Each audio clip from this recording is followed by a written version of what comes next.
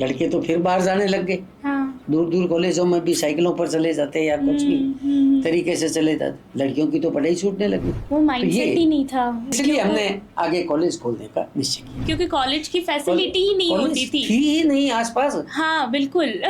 तो आपने कॉलेज खोल के कॉलेज की एकदम शहरी क्षेत्र में, वही सोसाइटी के लिए नहीं लेकिन इंडिविजुअली भी कितने लोगों का आपने फ्यूचर शेप किया है। हमें तो इस बात का गर्व होता कि हम समाज में शिक्षा का प्रसार करें। बिल्कुल बिल्कुल, और होना भी चाहिए। और शिक्षा का हमारा एकमात्र उद्देश्य होता था कि आप पढ़ो, पढ़ा लिखा बच्चा जो है वो खुद की भलाई भी समझेगा और समाज की भलाई भी समझेगा। पढ़े लिखे का, हमारे यहाँ कहावत थी कि पढ़े लिखे के चार आंखें होती है, कोई चश्मा लगाने से थोड़ी होती है, उसके ज्ञान से होती है। पढ़े लिखे को जो ज्ञान बढ़ेगा वो ज्ञान उसको चहुमुखी विकास की ओर आकर्षित करेगा। इसीलिए कहते हैं पढ़े लिखे के चार आंखें होती है। आप लूडो खेलते हो, आपने ऐसे करके पासा फेंका, आप चाहते हो 6 आ जाए, 6 नहीं आया, 1 आया, तो आप रुक जाओगे क्या? नहीं, आप उस 1 को भी चलोगे, गोटी को। ये एक मूल आधार है। आप कहीं रुको मत, कम ज्यादा चलता ही रहता है। कभी नंबर कम आगे, कभी नंबर ज्यादा आगे। जैसे मैंने आपको एक उदाहरण दे रहा हूँ, जरूरी कई काम है तो ये जरूरी लाइफ रहनी चाहिए। लाइफ रहेगी तो आप आगे बढ़ोगे, लाइफ नहीं होगी तो फिर क्या करोगे? बिल्कुल। तो ये सिर्फ ये बात नहीं है कि आप कॉलेज तक हो या स्कूल तक हो, आप स्टूडेंट हो तभी आप शिक्षा ले सकते हो। उसके बाद भी कोई भी उम्र में आप शिक्षा ले सकते हो। बस लर्निंग एटीट्यूड होना चाहिए आपका। आपका ग्रहण करने की ताकत होनी चाहिए। बिल्कुल, आपने ग्रहण कर लिया, केवल आप मतलब कर लिया, फ्री नहीं हो। Hello everyone, welcome back to another episode of Recoding Myself with CA चांदनी करनानी। आज के गेस्ट बड़े स्पेशल है। ये एक ऐसे व्यक्ति है जिन्होंने बीकानेर में शिक्षा क्षेत्र में एक मिसाल कायम किया है। रामजी व्यास एक ऐसे नाम है जिन्होंने बेसिक एजुकेशन का असली अर्थ को समझा है और समझाया भी है। इन्होंने ना केवल एक स्कूल या कॉलेज बनाया है बल्कि एक सोच डेवलप की है कि अगर आपका स्ट्रॉन्ग है फाउंडेशन, अगर आपके बेसिक्स क्लियर है तो स्टूडेंट्स कहीं पर भी जाके सक्सेसफुल बन सकता है। तो इन्होंने बेसिक कॉलेज व आर्यन पब्लिक स्कूल इसी विजन के साथ ओपन किया था कि जिसमें एजुकेशन सिर्फ मार्क्स का गेम नहीं है बल्कि असली वैल्यू एंड संस्कार, वैल्यू एंड समझदारी से काम लेना का भी सफर है। आज इनका काम, इनकी पहचान है। जो बीज इन्होंने बोया था वो आज एक बड़ा पेड़ की तरह हजारों छात्रों को छाया दे रहा है। देश के प्रति समर्पित और अपनी संस्कृति से जुड़े हुए रामजी व्यास आज भी नए लोगों के लिए इंस्पिरेशन है। तो चलिए आज के एपिसोड में मिलते हैं और सुनते हैं उनकी कहानियां, उनके जज्बात और उनका vision. So without wasting time, let's start our podcast. Thank you so much for coming to recoding myself. आपका बहुत बहुत स्वागत है। आपका बहुत बहुत धन्यवाद कि आपने मुझे आमंत्रित किया इसके लिए। Thank you. और मैं कहना चाहूँगी बीकानेर में तो ऐसा कोई नहीं होगा जो आपको नहीं जानते। हमारे टीम मेंबर से भी आप ही से पढ़े हुए हैं, तो हम सौभाग्यशाली मानते हैं कि आप हमारे आज स्टूडियो में आए हैं। और इसी को लेके मैं आपके बारे में जानना चाहूँगी, आपका बचपन के बारे में जानना चाहूँगी। आपने स्कूल कॉलेज का विजन क्या था, कैसे आपने एक स्कूल को एक परिणाम दिया, तो इन सब के बारे में जानना चाहूँगी। तो पहले स्टार्ट करती हूँ आपके बचपन से। मैं एक निम्न परिवार से बिलोंग करता था। मेरे पिताजी की पान की दुकान थी। ये कोई कहना मेरे लिए कोई झिझक वाली बात नहीं है। हमें तो इस बात का गर्व है कि उन्होंने ऐसी स्थिति में भी हमें इतना पढ़ाया लिखाया कि समाज के अंदर, शहर के अंदर हम पढ़े लिखे परिवारों में गिने जाने लगे। उस समय की ये बहुत बड़ी बात होती थी। जब हम बचपन में देखते थे कि पढ़ाई का रुझान हमारे घर में कुछ ज़्यादा ही था। मैं बस्ता लेके स्कूल जाता रहता, बहुत से बच्चों को खेलते कूदते भी देखता और फिर उनसे आकर के घर पर बैठ करके उनको भी पढ़ाना और खुद भी पढ़ना। हमारे पिताजी तो ये कहा करते थे कि जो जितना पढ़ाएगा उतना ही वो होशियार होता जाएगा। तो इसी को आधार बना करके हमने अपने मोहल्ले के बच्चों को पढ़ाना। छोटी सी उम्र में ही घर पर बुलाते, बैठते, बातें करते, गप्पे मारते और पढ़ते। ये सिस्टम हमने चलाया। धीरे धीरे जैसे बड़े होते गए, परिवार का वातावरण शिक्षा से और ज़्यादा परिपूर्ण होता चला गया। उनका ये विचार था कि खुद पढ़ो तो पढ़ो, साथ ही साथ समाज में एक ऐसा नाम करो ताकि तुम अपने नाम से पहचाने जाओ। बिल्कुल। इस बात को हमने आगे बढ़ाया और मन में ये तय किया कि ऐसे पढ़ाएंगे। पढ़ाई एकदम निःशुल्क थी, हम घर पर निःशुल्क पढ़ाते थे, कोई रेमुनेशन वाली बात नहीं थी। लेकिन मन में ये आया था इस तरह से 2-2 4-4 बच्चे ही पढ़ा सकेंगे। हाँ। क्यों ना हम एक ऐसी संस्था खोलें जहाँ पर बड़ी मात्रा में स्टूडेंट्स आए और पढ़ाए। तो हमने स्कूल खोलने का निश्चय किया। तो आप क्या पढ़े हुए थे उस टाइम, आपने क्या पढ़ाई की थी? उस समय मैं ग्रेजुएट था। हाँ। जब मैंने स्कूल खोली उस समय मैं ग्रेजुएट था। अच्छा। तो दिमाग में आया कि स्कूल खोला जाए। हाँ। साधन कम थे, संसाधन सीमित थे, बिल्कुल। पैसे का भी अभाव था। बिल्कुल।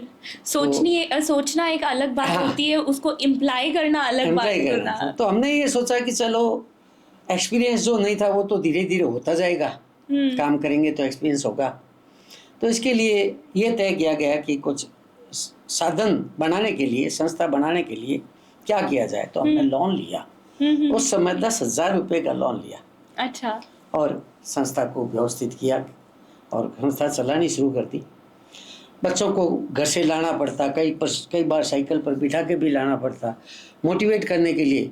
बच्चों को तो मोटिवेट कम करना होता था। स्कूल आओ, हाँ, घर से लेके आना पड़ता था आपको। हाँ, साइकिल पे कई बार बिठा के लाना पड़ता था। तो आपने जब स्कूल खोले थे कौन सा साल था वो? ये 85 की बात है। अच्छा। 85 में हमने स्कूल खोली। 40 साल हो गए आज उस बात को।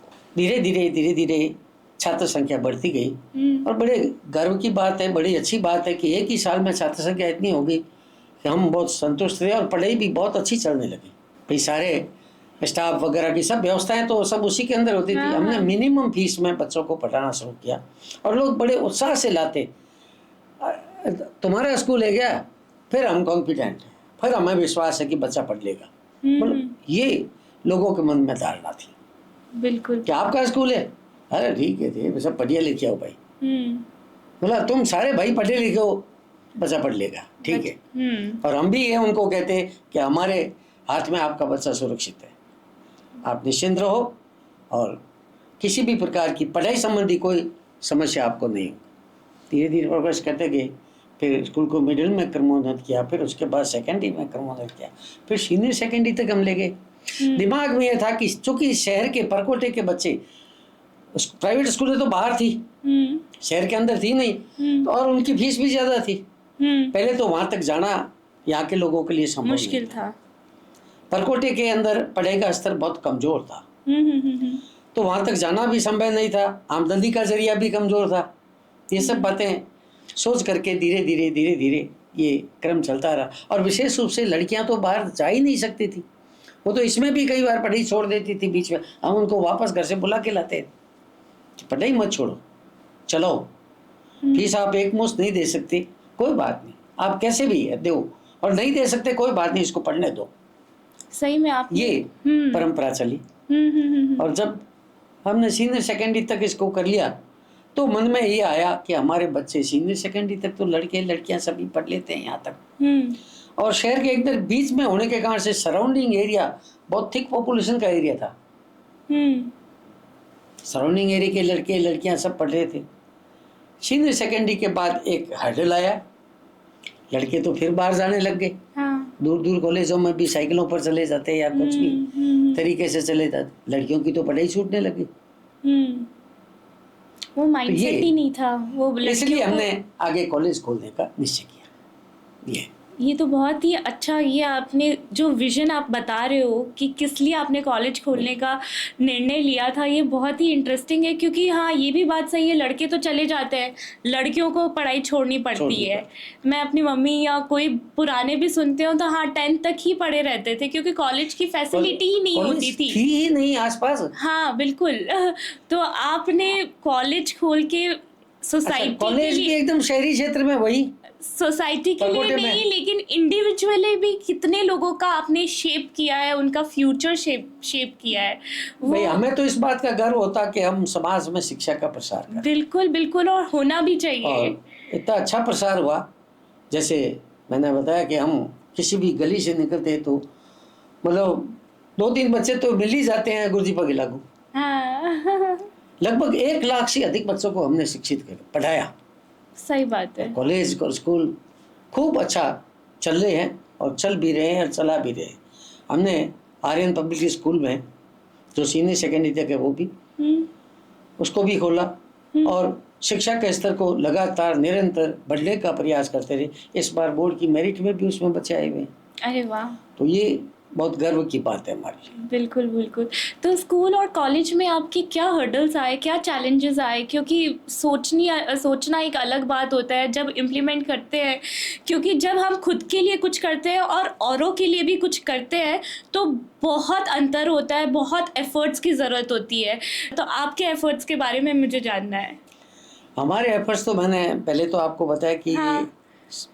फिर उसके बाद हम लोन आपने लिया, लोन के बाद टीचर्स भी आपको ढूंढना पड़ा होगा, जमीन टीचर्स लेना तो ये पड़ा सब होगा। मैंने क्या कहा कि व्यवस्था जो है वो चलते चलते सीखी जाती है।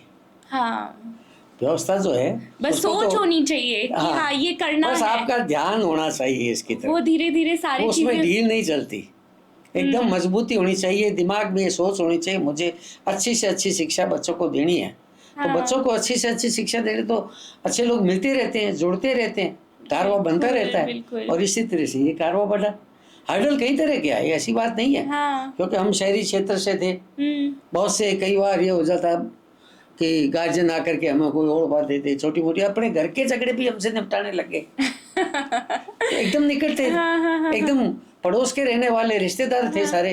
यो समझ लो हमारा तो किसी भी जात का था, वो शहर का है तो रिश्तेदार है।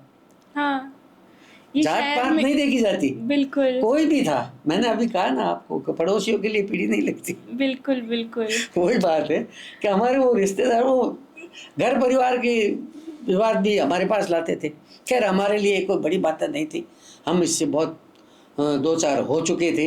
हम इस बातों को बहुत समझने लग गए थे, लोगों को इसके बारे में समझाते कराते। और शिक्षा का हमारा एकमात्र उद्देश्य होता था कि आप पढ़ो, पढ़ा लिखा बच्चा जो है वो खुद की भलाई भी समझेगा और समाज की भलाई भी समझेगा। पढ़े लिखे का हमारे यहाँ कहावत थी कि पढ़े लिखे के 4 आंखें होती है।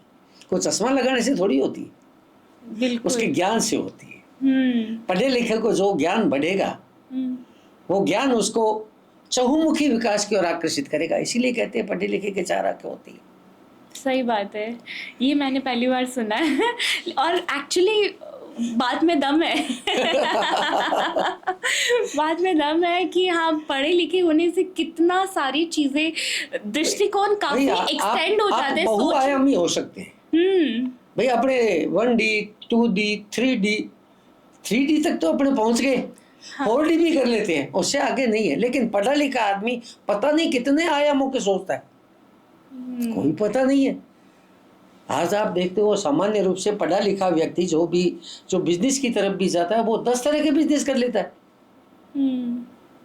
ये सब उसके सोचने के नजरिए का प्रभाव है और ये नजरिया डेवलप करने का ही शिक्षकों का काम है। बिल्कुल बिल्कुल। आजकल सिर्फ एजुकेशन, मार्क्स, आपका क्या कहना है? मार्क्स ही एजुकेशन है? कितने नंबर आए, 100 में से 90 आ गए या 100 आ गए, या एजुकेशन मार्क्स सबसे भी कुछ हटके है?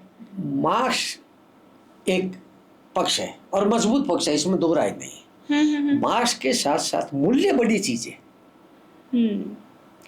बच्चे में टैलेंट तभी आता है जब वो मेहनत करता है, जब वो शिक्षा ग्रहण करता है। उसको अध्ययनशील रहना बड़ी चीज है।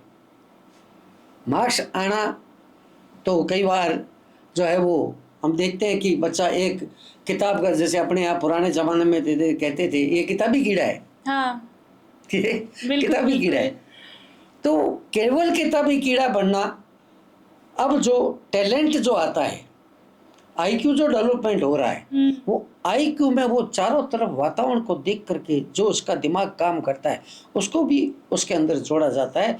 इसलिए आज हम देखते हैं कि शिक्षा के साथ साथ, मार्क्स के साथ साथ बच्चा कई तरह की बातें, छोटी सी उम्र में ही बच्चे ये कहते हैं कि हम तो यूपीएससी का एग्जाम देंगे। ये कहाँ से आया उनके दिमाग में? किताबी कीड़े से तो नहीं आया, किताब से तो नहीं आया। वो कहते हैं कि नहीं, तो जो ही उसने 10th पास किया दिमाग में उनके आ जाता है कि यूपीएससी का एग्जाम देना है। नीट का एग्जाम देना है, मुझे इंजीनियर बनना है, मुझे डॉक्टर बनना है, तो ये मार्क्स देख करके उसके ऊपर निर्धारण होता है, वो एक अलग चीज है। लेकिन उसके दिमाग में ये बातें आना, और उसके अलावा अन्य सोशल एक्टिविटी जैसे स्कूल के अंदर हम करते हैं, SUPW के कैंप लगते हैं, NSS के कैंप लगते हैं, विभिन्न प्रकार के सर्वे हम गाँव में ले जा करके करते हैं। कई प्रकार की ऐसी बातें होती है जो जैसे इंडस्ट्रीज के अंदर हम ले जाते हैं, विजिट कराते हैं, इंडस्ट्रियल विजिट होती है। अच्छा। तो ये सब चीज़ें हम केवल इसलिए कराते हैं कि बच्चे को हर तरह से सोचने का एक अलग नज़रिया मिले, उसके दिमाग में आए कि अच्छा ये भी एक काम है, ये भी एक काम है, ये भी एक काम है। आप देखो बीकानेर के अंदर भुजिया एक छोटी सी बात थी, हाँ, और आज इंटरनेशनल हो गया, इंटरनेशनल हो गया। बिल्कुल, मतलब अमिताभ बच्चन जैसे आदमी भी जो है वो भुजिया का विज्ञापन करे। कहने का मतलब यह है कि ये विजन जो है हम ऐसी संस्थाओं में, ऐसी फैक्ट्रियों में भी बच्चों को लेकर के जाते हैं। क्या देखो विजन देखो, हम डेयरी में ले जाते हैं, हम उस अनुसंधान केंद्र में ले जाते हैं, हम जो है वो बच्चों को ताल छापर लेकर के जाते हैं, बच्चों को जो है वो अभी उदयपुर भेजा था हमने आउटिंग के लिए बच्चों को। तो ये सब भी बहुत जरूरी है, विजन डेवलप करने के लिए। सिर्फ किताब से तो अपने को सिर्फ थ्योरी नॉलेज मिल सकती है, थ्योरी नॉलेज मिलता है। हाँ। अब जब वो किताब पढ़ता है तो पढ़ने में उसकी कई तरह की बातें उसके दिमाग में आती रहती है। हाँ। कि ये ठीक है, मैं भी ये भी हो सकता है। हाँ। अब जब वो पढ़ लिया, उसने आगे 10वीं पास कर ली, उसने 12वीं पास कर ली, अब उसके सोचने की नजरिया जो वो चलने लग गया, डेवलप होने लग गया। वो नजरिया हम कॉलेज के माध्यम से उनको देते हैं। साइंस के स्टूडेंट्स को हम, हमारे यहाँ जो लैब बनी हुई है वो किसी भी स्तरीय यूनिवर्सिटी से, कॉलेज से कम नहीं है। अच्छा, बहुत ही बढ़िया और परफेक्ट लैब है हमारे यहाँ। हाँ। अभी हमने कॉलेज के अंदर जो है वो एक ई-लाइब्रेरी शुरू की है। आसपास के किसी भी कॉलेज में ई-लाइब्रेरी नहीं है। उस ई-लाइब्रेरी में 50,000 से ज़्यादा पुस्तकों का संकलन है। बच्चे बैठते हैं, कॉलेज टाइम के बाद बैठ करके उसका लाभ उठाते हैं। अरे वाह, पढ़ते हैं। हाँ। तो ये हम अपनी तरफ से जो अधिक से अधिक, और हम ये चाहते हैं कि बच्चा अधिक से अधिक लाभ ले पढ़ाई के बारे में, अधिक से अधिक शिक्षा ग्रहण करे। शिक्षा का मतलब एक अपनी पढ़ाई, अपनी किताब, अपने मार्क्स, वो नहीं। शिक्षा का मतलब बहुआयामी बने।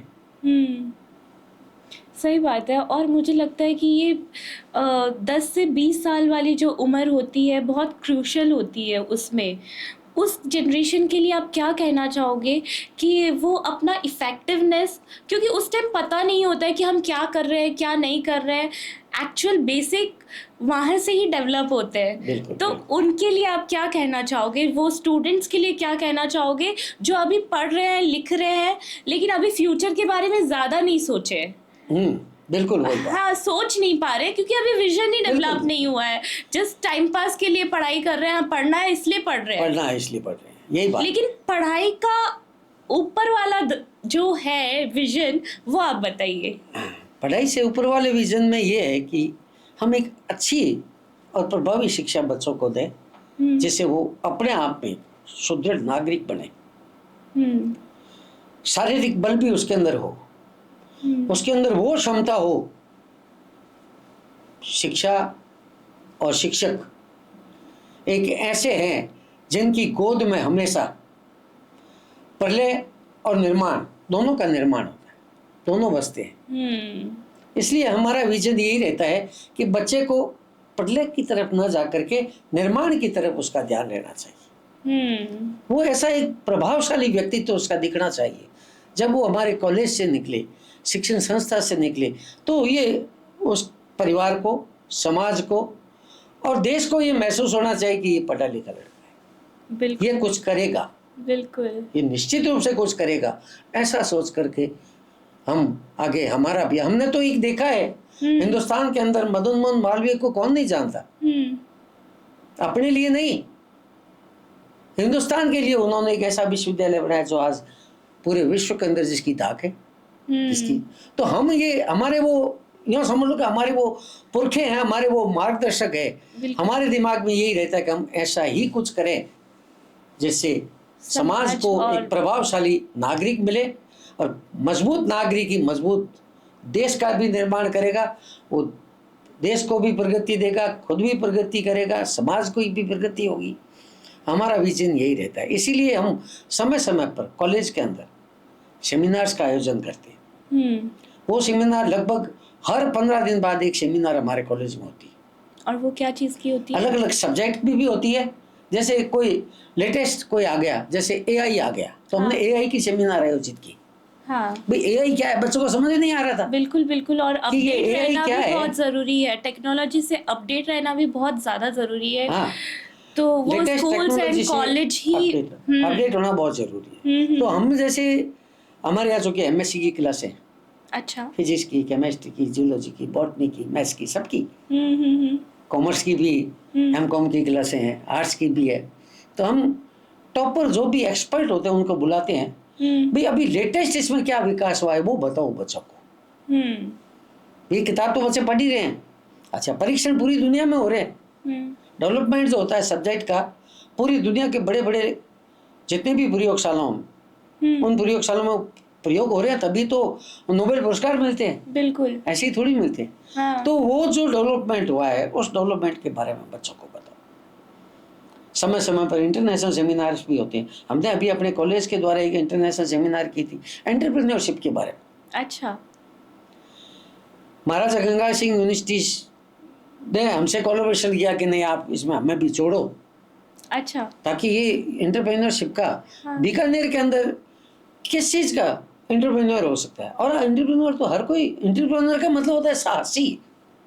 हाँ, एक्चुअली बिजनेस कौन कर सकता है? जिसमें साहस हो। पैसा तो बहुत लोगों के पास पड़ा है, पैसा नहीं है तो भी जिसमें साहस होगा वो बिजनेस करेगा। बिल्कुल और बिल्कुल। जो साहस होकर के जो बिजनेस करता है वो एंटरप्रेन्योर है। और ये इस आपने तरह से डेफिनेशन अच्छा बताया है। तो ये इस तरह से हमने, ये अभी बहुत बड़ी सेमिनार थी, इंटरनेशनल सेमिनार थी। अच्छा, अमेरिका से, ऑस्ट्रेलिया से, इंग्लैंड से जो हमारे बच्चे वहाँ पर, जैसे इंजीनियर करके कई बच्चे चले गए जो हमारे कॉलेज में पढ़े हुए थे, उन बच्चों से भी हमारा कांटेक्ट हुआ। ऑनलाइन उनसे जुड़े हुए थे। उन्होंने अपना वो जो भी था विजन वो हाँ। उन्होंने अपना बताया। 3 दिन कार्यशाला चली और कम से कम 150-200 लेक्चर ऐसे थे जिन्होंने अपने विजन स्टेज पर आकर के दिए। अरे वाह, बहुत ही अद्भुत रहा होगा। अभी एक हमारे वो मिलने वाले, वो हमारे कॉलेज से बहुत प्रभावित थे, वो आए हुए थे कि नहीं मैं भी आना चाहता हूँ, आ जाओ। वो अमेरिका के अंदर कोई डाइचू बैंक के चेयरमैन है, अच्छा, डायरेक्टर है उसके, डाइचू बैंक है वो, कौन सा अपने आए। हाँ। और उन्होंने बहुत अच्छी बातें अपनी तरफ से जो बीकानेर बहुत से ही अच्छी- है। बीकानेर। हाँ हाँ हाँ, मैंने सुना था। इसी तरह से एक अपने ऑस्ट्रेलिया के अंदर, एक न्यूजीलैंड के अंदर हाँ, एक फैमिली रहती है, हस्बैंड वाइफ दोनों रहते हैं, वो भी आए हुए थे। वो कहते हम भी आएंगे, आ जाओ। और उन्होंने भी स्टेज पर अपने प्रेजेंटेशन दिया। और इस तरह से हम देखते हैं कि ये जो हमारे से जुड़े हुए भी लोग हैं, और उसके अलावा जो भी एक्सपर्ट्स हैं उनके हम व्यू लेते हैं, उनके विचार लेते हैं।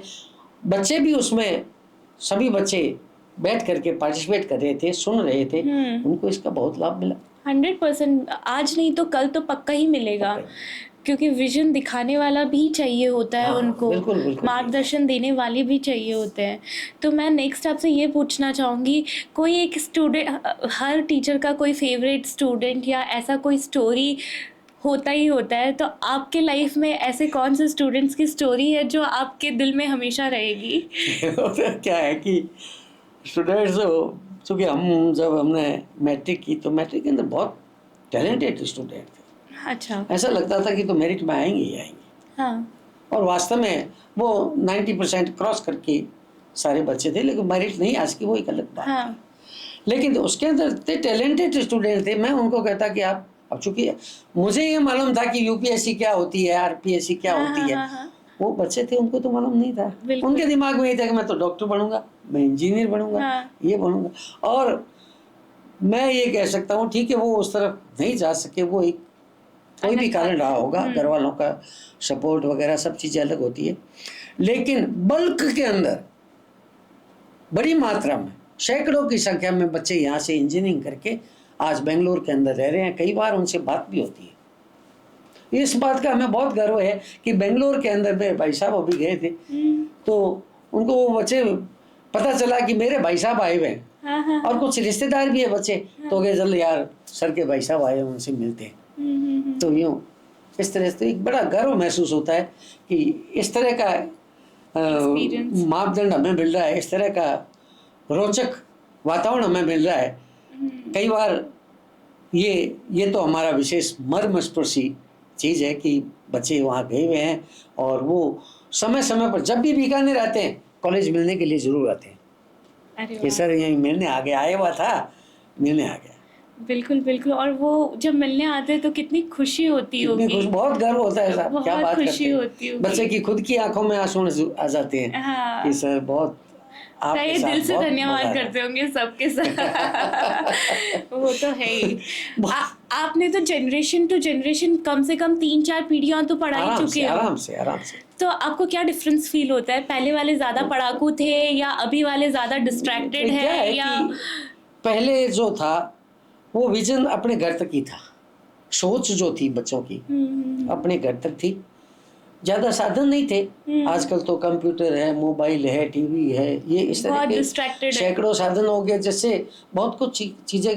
ठीक है, ये कई बार बहुत ज्यादा करने पर वो एक्सेस हो जाती है, वो गलत रास्ता पकड़ लेती है, वो अलग चीज है। हाँ। लेकिन अधिकांश जो उनको विजन मिलता है, उनको देखते हैं, देख करके कई प्रकार की बातें करते हैं, कई प्रकार के डेवलपमेंट होते हैं, बच्चे इस पर डिस्कस करते हैं। उस समय कोई डिस्कस का ये काम होता नहीं था। पुराने बच्चे जो थे वो पढ़ाई में तो जरूर होशियार हो सकते थे, अब पढ़ाई और विजन दोनों में होशियार है, बहुत मजबूत है। क्योंकि उस समय उनको साधन अवेलेबल नहीं हुए, अब इनको साधन अवेलेबल हुए हैं। अब ये एआई खोलते खोलते इनके सामने पूरा का पूरा चिट्ठा आ जाता है कि अब ये इस चीज में क्या है। बिल्कुल बिल्कुल, ये तो एडवांटेज है। अगर कहीं पर पहले तो कहीं पर अटकते थे तो हम कहते थे तुम्हें कोई तकलीफ होती है, कहीं अटकते हो हमें पूछो, और भी कोई तुम्हारे पास है टीचर से पूछो। हाँ। और भी कोई चीज अपने पास वाले स्टूडेंट से पूछो। ये सब बातें हम उनको बताते थे। अब बच्चा गूगल खोलता है, देख लेता है, अच्छा ये प्रॉब्लम है, ये बात है, ये हम पे है, हम कैसे टेक्नोलॉजी को यूज कर रहे हैं। टेक्नोलॉजी से या तो आप डिस्ट्रैक्टेड हो सकते हो या तो बहुत फ्रूटफुल चीजें भी कर सकते हो, ये टोटली स्टूडेंट्स के ऊपर है। सही है। हाँ, तो इसके लिए आप एक कुछ छोटे से लाइन में समझा दो कि ये इंस्टाग्राम रील्स और एक्चुअली क्या है पता नहीं चलता, और हम बहुत टाइम वेस्ट करते हैं ये सब चीज़ों में, और यही चीज़ हम टाइम डाइवर्ट करके यूजफुल चीज़ों में करें तो क्या से क्या हो सकता है टेक्नोलॉजी से। हमने मतलब जिस समय कोरोना था, हाँ, हमने ऑनलाइन शिक्षा जो थी वो लगातार चलाई। हाँ। तो पहले तो ये हुआ कि बच्चा उसको चलाना सीखा। हाँ। सीखा तो ठीक है, कोई गलत और कोई सही। हाँ। अब उसके बाद हमने उसको कुछ क्वेश्चन, आजकल के जैसे हम आर्यन पब्लिक स्कूल में बच्चों को छोटे छोटे क्वेश्चन देते हैं, तो वो बच्चे इतने होशियार हैं कि वो अपने आप ही गूगल खोल करके उसका आंसर ले आते, इतने एक्सपर्ट हो गए। बिल्कुल। और वैसे हम स्कूल के अंदर आजकल जो है वो जैसे मतलब छोटे छोटे बच्चों को क्रिएटिव वर्क कराना सिखाते हैं। अच्छा। जैसे कोई कागजों से किसी चीज का, कागज की कटिंग करके कोई निर्माण करना। हाँ। विभिन्न प्रकार के छोटे बॉल्स के जो खेल होते हैं वो खेल खेलना, विभिन्न प्रकार के कलर भर के चित्रकारी करना, ये इस तरह के जो ये क्रिएटिव मतलब दिमाग के अंदर ये भाई क्या बनाऊं चित्र, बच्चा पूछता है, तेरे मर्जी का बना तो तेरे को अच्छा लगता है। एक दिन पहले उनको बता देते हैं कि भाई इस तरह से तुम अपने अपने कर सकते हो, अपनी मम्मी का बनाओ, अपने पापा का बनाओ, अपने घर का बनाओ, अपने घर की चीज का बनाओ, बगीचे का बनाओ, रेल का बनाओ, बस का बनाओ। ये सब चीजें हम उनको पहले डिटेल कर देते हैं। अब उनके ऊपर होता है कि अब तुम बढ़ाओ। तो इतने अच्छे और इतने बढ़िया उनका प्रोग्रेस होती है, देख करके बहुत खुशी होती है कि देखो बच्चे इतनी सी, जैसे पहले ये सब बातें जो थी, और अब गार्जियन जो है वो भी बहुत सुदृढ़ है, समझे हुए हैं, वो इस चीज़ को समझते हैं कि जहाँ पर क्रिएटिव वर्क होगा वहाँ बच्चे का विकास ज़्यादा होगा। बिल्कुल बिल्कुल। तो अब नेक्स्ट मैं जानना चाहूँगी, जो स्कूल के पीछे आपने नाम रखा है वो उसके पीछे का क्या विजन था? जो बेसिक कॉलेज, अब जो बेसिक वर्ड यूज़ कर रहे हो, और आर्यन पब्लिक स्कूल जो वर्ड है उसके पीछे की स्टोरी के बारे में पूछना है मेरे को। बेसिक कॉलेज के लिए तो हमारा ये था कि बेसिक्स मूल्य, यानी कि आदमी की विजन, हाँ। यूँ समझ लेते कि वो सच्चाई, ईमानदारी, कड़ी मेहनत और अध्ययन के प्रति उसकी रुचि, इसको हमने बेसिक से जोड़ा। बिल्कुल। कि अगर वो मेहनत करने वाला होगा, नहीं करने वाला होगा, तो हम उसको मेहनती बनाएंगे, उसको इस क्षेत्र में आगे ले जाएंगे, उसको मूल्यवान बनाएंगे, उसको सच बोलने के लिए प्रेरित करेंगे, उसको ईमानदारी के लिए प्रेरित करेंगे। ये सब बातें जोड़ करके हमने इसको बेसिक से जोड़ा। और इसका ये साथ ही साथ हम समाज के अंदर भी एक ऐसा महत्वपूर्ण पायदान देना चाहते थे कि समाज के अंदर इस क्षेत्र के बच्चे को एक अच्छी और प्रभावशाली शिक्षा मिले। हमारा एक ही उद्देश्य रहता था कि क्लास लगातार चलती रहनी चाहिए, पढ़ाई लगातार चलती रहनी चाहिए।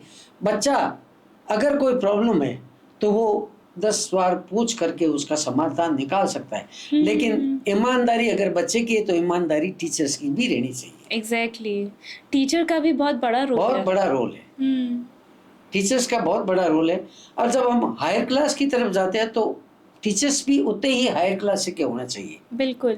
और ये इसका आधार ये रहा कि आज हम देखते हैं कि हमारे पीजी क्लासेस वगैरह में 100% रिजल्ट रह रहा है और अटेंडेंस भी 100% रहती है। कई बार बड़े बच्चे हैं, घर के काम भी हो जाते हैं, अन्य काम भी हो जाते हैं, वो कुछ बच्चे आ नहीं पाते या कुछ एक्स्ट्रा जो अपनी पढ़ाई के रुझान की तरफ झुक जाते हैं तो 2-4 बार आ नहीं सकते, लेकिन जो आते हैं उनको इतनी परफेक्ट पढ़ाई मिलती है। मैं तो टीचर्स के कहता हूँ कि बच्चा रोना चाहिए, तो कई बार पूछते हैं रोना क्यों चाहिए सर? रोना ये चाहिए कि मैं कल आया नहीं, मेरी पढ़ाई नहीं हुई। वो इस बात के लिए रोना चाहिए। हाँ, मैंने मिस कर दिया। मैंने मिस कर दिया। राइट। तो ये रेगुलर पढ़ाई इसका एक मूल आधार है, तभी आप सभी मूल्यों को साथ लेकर के चल सकते हैं, बेसिक साथ लेकर के चल सकते हैं। और आर्यन पब्लिक स्कूल के बारे में? आर्यन पब्लिक स्कूल के बारे में हम चूँकि अब काफ़ी स्थिति काफ़ी मजबूत और परफेक्ट हो गई, तो हमारे दिमाग में आया कि हम अपने देश के लिए, अपनी भारतीय संस्कृति के लिए क्या करें। तो पहले तो हम नाम ऐसा रखें जो भारतीय संस्कृति को प्रदर्शित करे। अच्छा, नाइस। तो ये नाम इसीलिए आर्यन पब्लिक स्कूल रखा गया। आर्य चूंकि भारत के मूल निवासी थे, भारतीय संस्कृति, वेद, पुराण आदि सब ये आर्यन की देन है। Right right right right. यही सोच करके हमने इसको आर्यन पब्लिक स्कूल नाम दिया। अब जैसे शिशु क्लास में बच्चे जो आते हैं, केजी क्लास के बच्चे जो आते हैं, तो उनके लिए हमने एक अलग से हॉल बना रखा है जहाँ पर केवल खिलौने ही है। जब तक वो आता है और एकदम वो व्यवस्थित हो जाता है, हालांकि बीच बीच में उनको कुछ ड्रिलिंग कराई जाती है और ड्रिलिंग के माध्यम से बच्चे पढ़ते हैं। फिर जैसे थोड़ा सा होता है उसको एक्टिविटी में जोड़ देते हैं। एक्टिविटीज के बाद वो क्लासों में चला जाता है। किसी भी क्लास में जाओ, चाहे वो 10th क्लास तक पहुंच गया, 11th तक पहुंच गया, 12th तक पहुंच गया, एक्टिविटी उसके साथ जुड़ी रहती है। उसकी एज के अनुसार एक्टिविटी में डेवलपमेंट होता रहता है। फिर वो आउटिंग में और उनको भेजते हम कि जाओ स्कूल के अंदर ही, जैसे असेंबली है तो गार्डन में असेंबली हो रही है, गार्डन के बारे में जैसे कोई सब्जेक्ट का कोई टीचर कहते हैं मैं तो आउटिंग में पढ़ाऊंगा, गार्डन में चले जाओ, गार्डन में पढ़ा लो। तो ये नयापन भी है, ये नयापन बच्चों की रुचि रहती है। हाँ बिल्कुल। आज हम गार्डन में पढ़े थे, घर जाके बोरिंग क्लासरूम नहीं रहा। हाँ, आज हम गार्डन में पढ़े थे। हाँ। ये उनका एक रुझान रहता है। एक मेरा जो एक शुरू से एक मोटो रहा है, मैं ये कहता था हर टीचर्स को कि बच्चे को चाहे वो किसी भी भाषा की किताब पढ़ रहा हो, जैसे आज मान लो आर्यन पब्लिक स्कूल में इंग्लिश मीडियम स्कूल है, तो वहाँ पर हिंदी भी है, संस्कृत भी है, इंग्लिश भी है। तो उनको कहता कि बच्चा यहाँ पढ़ने के लिए आ रहा है। किस लिए आ रहा है? पढ़ने के लिए। पढ़ने के लिए आ रहा है। अगर उसको किताब पढ़नी नहीं आई तो वो क्या पढ़ा? हाँ। हम देखते हैं कई बार अखबारों में इस तरह की न्यूज़ आती है कि कलेक्टर जाता है स्कूल में और वो बच्चे को कहता है ले 7वीं का बच्चा ले किताब पढ़। बच्चा किताब नहीं पढ़ पाता। बिल्कुल। तो आया पढ़ने के लिए है, और वो ही नहीं और पढ़ पा वो रहा अगर है। किताब नहीं पढ़ पाया तो पढ़े क्या, आया किस लिए फिर। इस चीज को प्राथमिकता दी जाए, और यही कारण है कि आज हमारे स्कूल के अंदर बहुत अच्छा रिजल्ट रहता है, बच्चों के शिक्षा के प्रति बहुत अच्छा रुझान रहता है।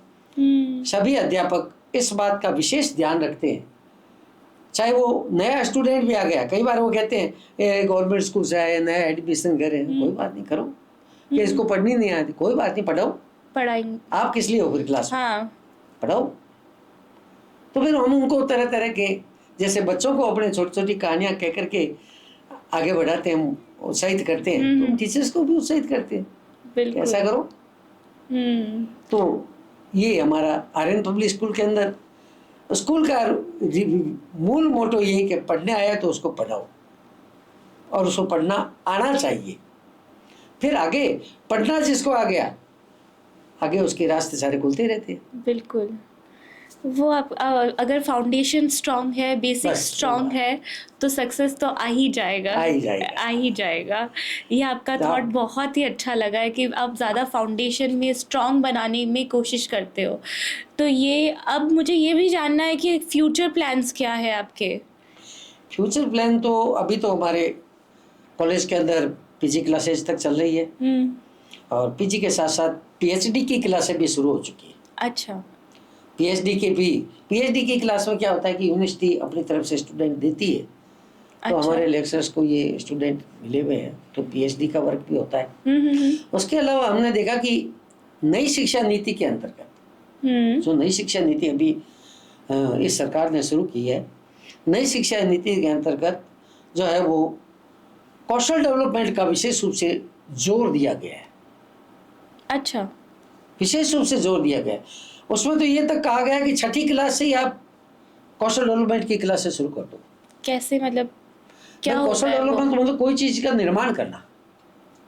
अच्छा।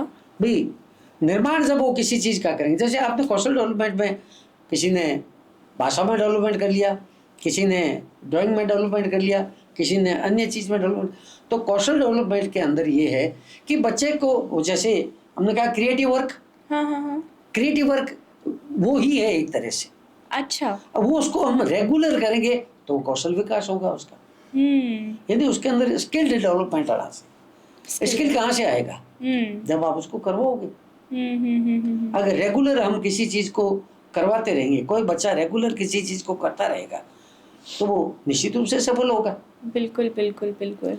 और दूसरा, इस व्यवस्था के अंदर एक ही चीज है कि आप बढ़ते रहो, चरे वेती, तो इस तरह से लगातार चलते रहोगे तो निश्चित रूप से सफलता मिले। कई बार बच्चे नंबर कम आने से घबरा जाते हैं, डर जाते हैं, लेकिन मेरा ये कहना है कि आप लूडो भी खेलो तो खेलो, घर में कोई कोई खेल खेलो।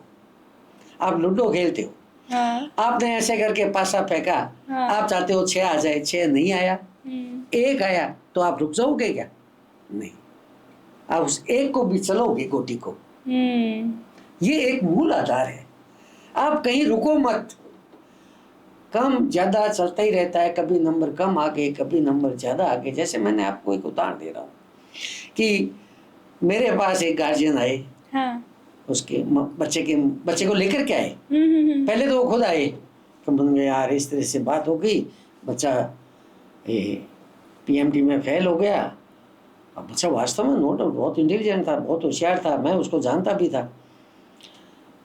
तो यार, जबकि वो मेरे स्कूल का स्टूडेंट नहीं था, वो आए, अब जो वो मेरे को बहुत जानते थे अच्छी तरह से, तो वो आए कि यार उसका क्या करें यार, उसको समझाने के, उसको लेके आओ मेरे पास, मेरे पास भेज दो, मैं समझा दूंगा अपना।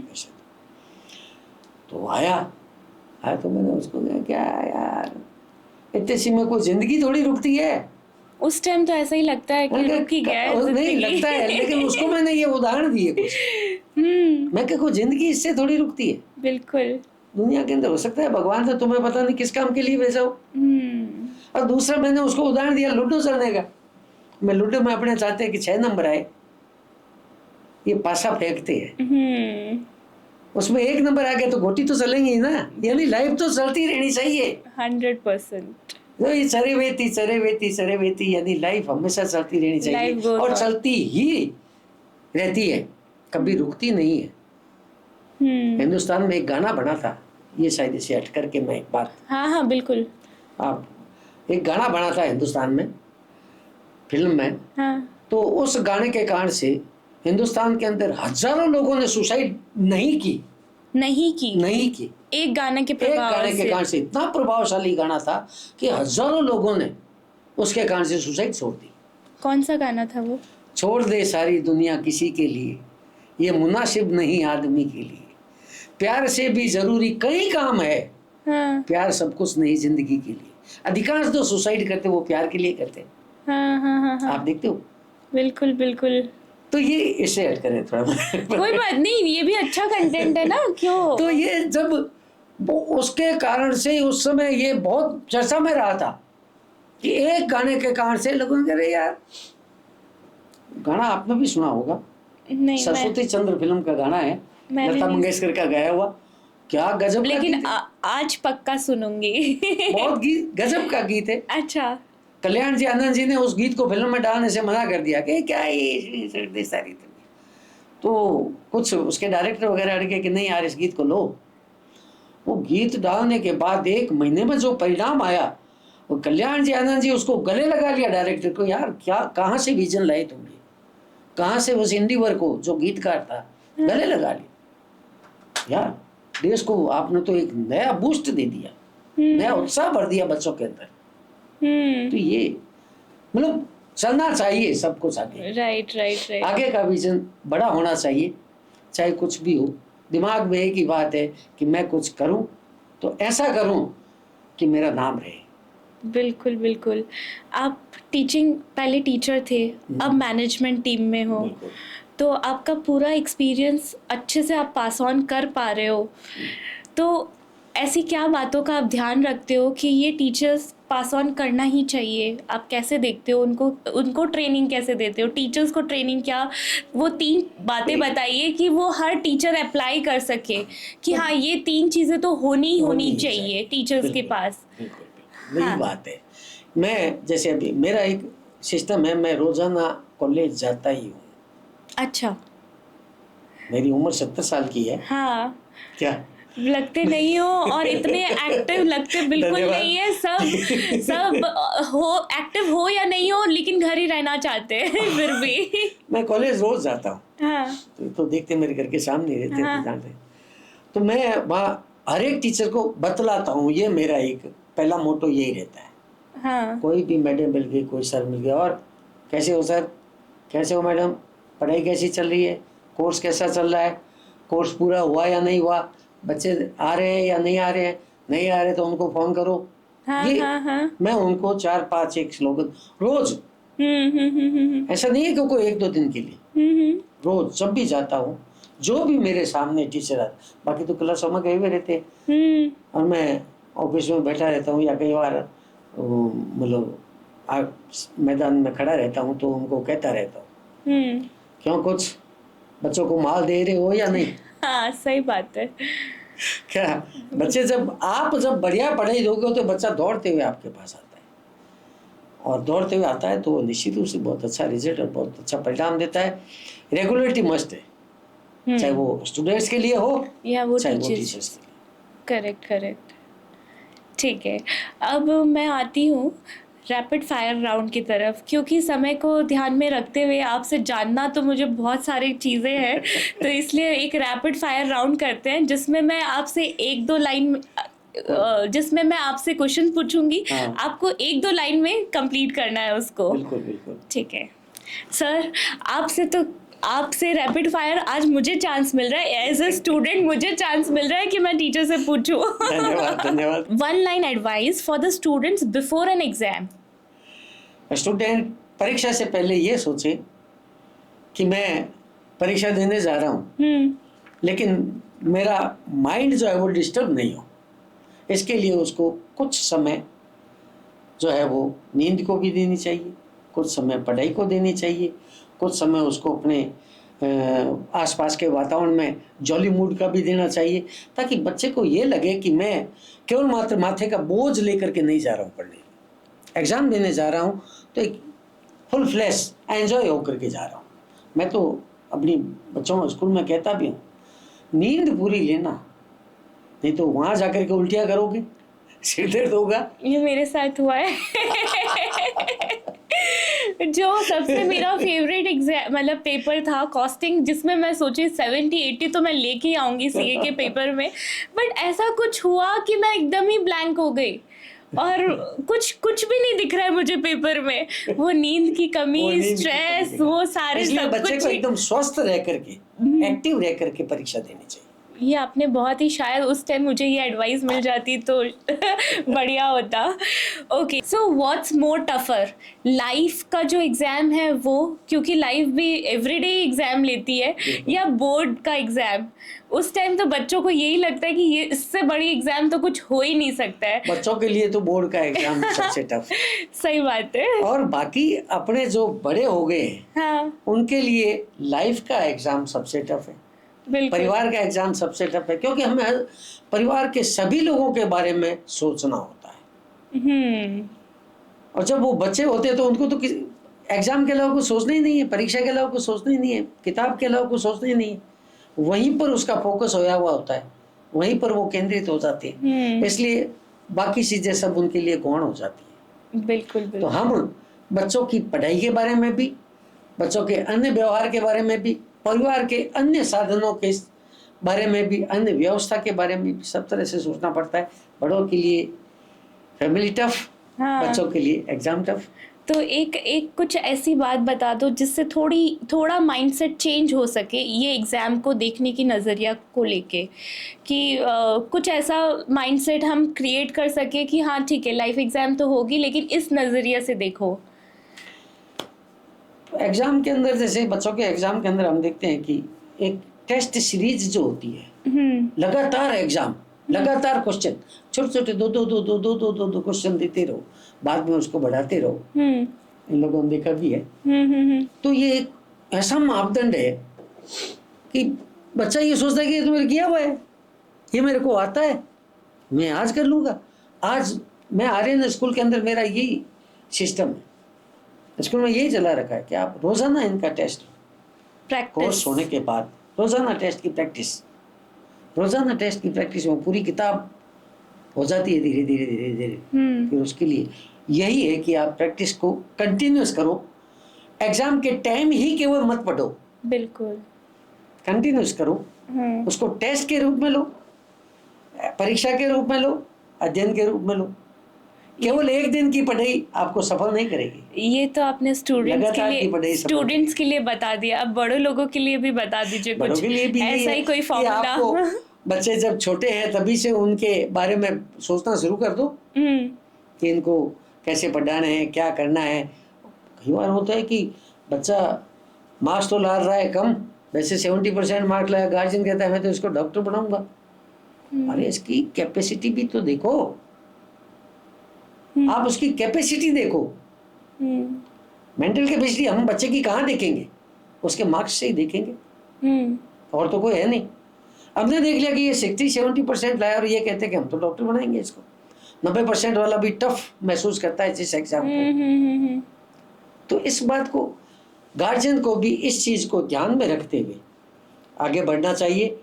बच्चे की रुचि, बच्चे का टैलेंट, बच्चे की मेहनत, ये सब चीजें, और फिर उसको डेली रूटीन में एक ऐसे सिस्टम में डालना चाहिए कि वो भारत का अच्छा नागरिक बने, उसका स्वस्थ शरीर रहे, वो व्यायाम के प्रति उसकी रुचि हो और देश के लिए कुछ करने का जज्बा हो। जैसे हमारा जज्बा स्कूल और कॉलेज खोलने का था, ऐसा ही जज्बा गार्जियन का होना चाहिए, बच्चों को ऐसे डेवलप करना चाहिए। सारे रोल सिर्फ स्कूल का नहीं है, घर के माहौल से भी बहुत ज्यादा फर्क पड़ता है। बहुत फर्क पड़ता है। करेक्ट। चलिए नेक्स्ट क्वेश्चन मैं आपसे ये पूछना चाहूंगी, one book every student must read, आपकी नजर में वो कौन सी है? कौन सी बुक है? हाँ, जो प्रत्येक स्टूडेंट को पढ़ना चाहिए। मेरी नजर में आचार्य चतुरसेन शास्त्री की कुछ पुस्तकें हैं, मैं उनको पढ़ चुका हूँ। अच्छा। मैं पुराने लेखकों की पुस्तकें ज्यादा पढ़ता था। बिल्कुल। चतुरसेन शास्त्री की कुछ पुस्तकें हैं, जैसे उसके अंदर केवल मात्र इस चीज का दिखाया गया है कि संघर्ष कैसे किया जा सकता है, संघर्ष कैसे किया जा सकता है। उस परिस्थितियों में, जिस परिस्थितियों में हिंदुस्तान पर कुछ आक्रमण हुए थे, कुछ जो उन्होंने रोकने का प्रयास किया था, जहां पर हम देश की स्वतंत्रता के लिए लगातार संघर्ष कर रहे थे, उस टाइम में हमें जो बात आचार्य चतुर्सेन शास्त्री ने अपनी पुस्तक सोमनाथ में लिखी है, अपनी पुस्तक राज सिंह में लिखी है, वैसा ही ये पुस्तक ऐसी है जो मील का पत्थर साबित। हालांकि अपना अपना पढ़ना का नजरिया रुचि के अनुसार होने लग गया। रुचि के अनुसार होने वाला नजरिया सब अलग होता है। जैसे मैं इतिहास का विद्यार्थी हूँ। अच्छा। और इतिहास का विद्यार्थी हूँ तो मेरी रुचि हमेशा इतिहास की तरफ रहेगी। तो मेरा ये मानना है कि हमेशा रुचि अपनी है, और पुस्तक कोई एक पुस्तक किसी भी स्थिति में सर्वांगीण नहीं हो सकती। तो आप रुचि के अनुसार पुस्तक को, मैंने अपना रुचि के अनुसार पुस्तकों को पढ़ा, ये बात। तो आपने कहा आप इतिहास के हो, मतलब आप मैं इतिहास का विद्यार्थी हूँ। राइट। तो आप बीकानेर के बारे में कुछ बताइए। बीकानेर के बारे में ऐसा है कि बीकानेर एक बहुत ही यूँ समझ लो कि स्ट्रगल वाली भूमि है। अच्छा। जिस समय बीकाजी ने इस शहर की स्थापना की थी 1545 संवत में, तो यहाँ पर ये जंगल प्रदेश कहलाता था, पूरा जंगली इलाका था। रेत और रेत के अंदर झाड़ियाँ, पेड़ नहीं थे, झाड़ियाँ थी। कोई बेर की झाड़ियाँ है, कोई खेजड़ी की झाड़ियाँ है, कोई पोगले की झाड़ियाँ है, कोई किसी की झाड़ियाँ थी। इसको इन्होंने यहाँ पर स्थापित करने का निर्णय किया। पीछे रीजन चाहे कोई भी रहे, कुछ धार्मिक रीजन भी थे, करणी माता की आशीर्वाद था, ये था, ये सब रीजन, धार्मिक रीजन भी उसके अंदर जुड़े हुए थे। उन्होंने यहाँ इस इलाके को देखा। उसके पीछे मूल रीजन ये भी था कि आसपास कोई बड़ी रियासत नहीं थी जिनसे रोज संघर्ष हो सके। बड़ी रियासत होती है ना, उसके पास अगर कोई रियासत नहीं बने, जैसे वो जोधपुर से निकले, अगर वो नागौर में रखते तो नागौर खुद रियासत मजबूत थी। हाँ। अगर वो जोधपुर और नागौर के बीच में होते तो जोधपुर से उनका विवाद हो सकता था। अगर वो उदयपुर की जाते तो वहां उधर विवाद हो सकता। तो यहाँ इस इलाके में आए, यहाँ पर आसपास कोई बड़ी रियासत नहीं थी, वहाँ इन्होंने ये बसाया और बहुत ही अच्छे तरीके से यहाँ शासन व्यवस्था चली। वैसे तो बहुत से राजा हुए, लेकिन महाराजा गंगा सिंह बीकानेर के सबसे प्रसिद्ध राजा हुए थे, महाराजा हुए थे। उनकी सोच तो सबसे अलग थी। उन्होंने कहा कि ये हम इस दोहरा धरती में जो लोग रह रहे हैं, इतना कठोर परिश्रम करते थे लोग यहाँ पे। गर्मी में जीना ही कठोर परिश्रम था, सही में। सर्दी में जीना ही कठोर परिश्रम था। दोनों कहाँ से पानी लाते थे, कहाँ से क्या करते थे। टाके छोटे होते थे, कई बार सूख जाते थे, तालाब भी बहुत कम। हालांकि उस समय के राजाओं ने, रियासतदारों ने, उस समय के सेठ साहूकारों ने बहुत से कुएं, तालाब वगैरह सब बनवाए थे।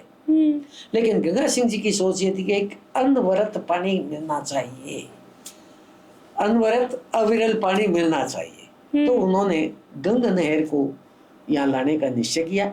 अच्छा। और वहां से, हिमालय से, यहाँ समझ लो कि पंजाब से, सतलुज नदी से वो उस गंगा नहर को यहाँ लेके आए। गंगा नहर को बनाने के लिए उन्होंने वो सब कार्य किए जो एक अच्छे राजा के द्वारा करने चाहिए। वो गंगा नहर को ये अविरल स्थिति में यहाँ पर लेकर आए, जहाँ धान का तिनका नहीं उगता था। हालत ये हो गई कि गंगानगर, हनुमानगढ़, सूरतगढ़, पदमपुर, ये जितने भी थे हिंदुस्तान की सबसे बड़ी मंडियां कहने लगी। हाँ। ये सब गंगा सिंह जी का था। सब तरह के धान यहाँ उगने लगे। जहाँ तिनका नहीं उगता था धान का, ये सब बड़ी बड़ी मंडियां बन गई। और हालत ये हो गई कि देश के बीकानेर के अंदर कभी भी फिर धान की कमी नहीं हुई, अनाज की कमी नहीं हुई। वो सब बातें अलग है। अन्य अन्य राजाओं, जैसे यहाँ राज सिंह जी ने जूनागढ़ का किला बनवाया, एक नंबर का किला है पूरा हिंदुस्तान में। समतल जमीन पर बना हुआ कोई किला नहीं है। सारे कोई पहाड़ियों पर बने हुए हैं, कोई खंदकों में बने हुए हैं। एकदम प्लेन धरती पर बना हुआ ये किला राज सिंह जी राजा थे, उन्होंने बनवाया। गंगा सिंह जी ने और भी बहुत से अपने लालगढ़ वगैरह का निर्माण किया। लालगढ़ पैलेस उन्होंने बनाया। यहाँ पर एक पिलाप का बंदा था, बांध बनवा एक छोटा, जहाँ पर भी धान की खेती होती थी। कोलेब के रास्ते में एक गोकुल गांव है, वहाँ पर पिलाप का बंदा था, बांध था छोटा, वो भी चल रहा था। तो ये बहुत कुछ निर्माण किया। तो बीकानेर तो डेवलपमेंट की सिटी ऐसी बनी, और आज आप देखते हो बीकानेर के अंदर एंटरप्रेन्योर इतने हैं कि पूछो ही मत। मतलब कठिन परिस्थितियों में भी सारी सिस्टम को अडॉप्ट किया, और सब जो भी था उसको स्वीकार किया, जिस परिस्थितियों में जिया। और यहाँ पर तो गीतों में भी गाया जाता है, हमारा गंगा सिंह जी ढोले जाके। सही है। जैसे आप जैसे आप स्टोरीज बता रहे हो, सुन के इतना अच्छा लग रहा है कि हाँ, ये अपना इतिहास है। यूनिवर्सिटी जो है वो गंगा सिंह जी के नाम से। जैसे गंगा सिंह जी को आज याद करते हैं, आपको भी सभी याद करने वाले हैं, तो आप क्या लेगेसी छोड़ के जाने वाले हो? लेगेसी आप क्या चाहते हो कि ये मेरे बच्चे या ये मेरे ऐसे ये रास्ते पे चले? मेरे पढ़ाए हुए स्टूडेंट सत्य और निष्ठा के रास्ते पर चले, हाँ, ईमानदारी से अपना कार्य करें। देखो, झूठ और ईमानदारी में इतना ही फर्क है। आप झूठ बोलोगे ना तो आपको किसी बात को कहने के लिए 4 बार झूठ बोलना पड़ेगा, 100 बार। और एक बार ईमानदारी की बात जो परफेक्ट है वो आपने कह दी तो कह दी, वही बात है। बिल्कुल। तो हर एक, मैं ये चाहता हूँ कि जो भी बच्चे हमारे से पढ़े हुए हैं, आज मेरे से 1 लाख से ज्यादा बच्चों में पढ़ा चुके हो आप, पढ़ चुके हैं। हाँ। मैं ये चाहता हूँ सभी बच्चे ईमानदारी से और सत्य निष्ठा से अपना कार्य करें, आगे बढ़े। उनको आगे बढ़ने में कोई नहीं रोक सका। भगवान से मेरी यही कामना है कि वो निरंतर प्रगति करे और हमें अच्छे प्रोग्रेस देकर के हमें गर्व प्रदान करे। बिल्कुल बिल्कुल बिल्कुल। तो आपसे नेक्स्ट क्वेश्चन मैं ये पूछना चाहूँगी कि what is your first thought when you see a nervous student? आपके पास जो भी स्टूडेंट आते हैं जिसका नर्वस होते हैं, तो how you deal with that? तो नर्वस के लिए वही कहता हूँ कि भाई इतनी सी लाइफ नहीं है। हाँ, लाइफ बहुत बड़ी है, क्या तय क्रम ऐसा नहीं, आगे बढ़ो। 100 काम है, 1000 काम है, कोई काम कर लो। फेलियर्स आएगी, फेलियर्स आएगी, रहनी चाहिए। बिल्कुल। क्या जिंदगी से जरूरी कई काम है, तो ये जरूरी लाइफ रहनी चाहिए। लाइफ रहेगी तो आप आगे बढ़ोगे, लाइफ नहीं होगी तो फिर क्या करोगे? बिल्कुल। और यही कारण है कि आजकल लोग नशे पते में इधर उधर जाते हैं। मैं इसका घोर विरोधी हूँ, क्योंकि नशा पता जो है वो आदमी के दिमाग को डल कर देता है, फिर उसको झूठ बोलने की आदत डाल देता है। तो इस चीजों से मेरी ये अपील है बच्चों से कि वो नशे पते से दूर रहें और एक अच्छे नागरिक बन करके समाज की ही नहीं बल्कि देश की भी सेवा करें। बिल्कुल, आपसे बात करके बहुत ही अच्छा लगा। अब मैं आपसे लास्ट सवाल ये पूछना चाहूँगी कि आपको कैसा लगा रिकोडिंग माई सेल्फ के साथ ये कन्वर्सेशन करके? बहुत अच्छा लगा, और आपने बहुत अच्छे क्वेश्चन पूछे मेरे से, और मुझे ये लगा कि मेरा संपूर्ण जीवन घूम गया है इसके अंदर। हाँ, ये एक बचपन से लेकर के अभी तक का जो भी है सफर आपका, वो सब पूरा का पूरा जो है वो पिक्चर पूरी घूम जाती है। हाँ। आपने जो पिक्चर 3 घंटे की है वो आपने आधे घंटे में उस पिक्चर को मुझे मेरी ही पिक्चर वापस दिखा दी। बिल्कुल धन्यवाद। बिल्कुल बिल्कुल। Thank you so much, thank you so much. आप आए, इतना वैल्यूएबल टाइम आपने दिया, इतनी सारी बातें किए। आई फील कि ये स्टूडेंट्स के लिए भी प्रेरणादायक होंगे कि क्या राह पे चल सकते हैं, कैसे हम अपने विजन्स को और स्ट्रॉन्ग कर सकते हैं। देखो, इसमें मैं कहता हूँ कि अपने डॉक्टर भीमराव अम्बेडकर ने एक बहुत अच्छा कोटेशन दिया था शिक्षा के बारे में। उन्होंने कहा थी शिक्षा जो है वो शेरनी का दूध है। अच्छा। जितना पियोगे उतनी ताकत बढ़ेगी। हर एक के पास ये बात नहीं है। शिक्षा बात है के बारे में उनका ये जो कोटेशन नहीं वास्तव में बहुत मर्मस्पर्शी और आपको क्या बहुत प्रभावशाली है। ऐसा जो विचार रखता है आदमी, यानी कि शिक्षा को कितना ताकतवर बताया उन्होंने। तो आपको क्या लगता है ये शिक्षा सिर्फ स्कूल या कॉलेज तक सीमित है? शिक्षा का मतलब ये स्कूल कॉलेज तो एक माध्यम है हमें आगे बढ़ने के लिए। भाई आज छोटा बच्चा है, वो क्या करेगा। मैं स्टूडेंट्स को कहता भी हूँ, अरे तुम्हारी उम्र ये पढ़ने की है, पढ़ो। इस उम्र में क्या करोगे, नहीं तो ये आज मान लो कोई 10वीं 12वीं तो कोई भी बच्चे तो है, तो इस उम्र में क्या करोगे। मजदूरी कर लोगे, इस मजदूरी तो तुम पढ़ते हुए भी कर सकते हो। शिक्षा एक बहुत जरूरी माध्यम है आगे से आगे ज्ञान अर्जित करने का, और उम्र जैसे जैसे बढ़ती है वैसे नॉलेज बढ़ने का भी। शिक्षा एक बहुत बड़ा माध्यम है, शिक्षा से बढ़कर कुछ भी नहीं है। वो शिक्षा आप कहीं से भी ले सकते हो। हमारे तो पुराणों में आता है कि दत्तात्रेय जी के 13 गुरु थे, वो हर एक से शिक्षा लेते थे, उन्होंने पशु पक्षियों तक से शिक्षा ली। तो ये बातें हमारे पुराणों में, हमारे इतिहास में, हमारे धार्मिक ग्रंथों में भी बहुत देखने को मिलती है। कुल मिलाकर के उनका एक ही है कि आप शिक्षा ग्रहण लो, और जिससे शिक्षा लेते हो वही तुम्हारा शिक्षक, वही तुम्हारा गुरु। बिल्कुल बिल्कुल।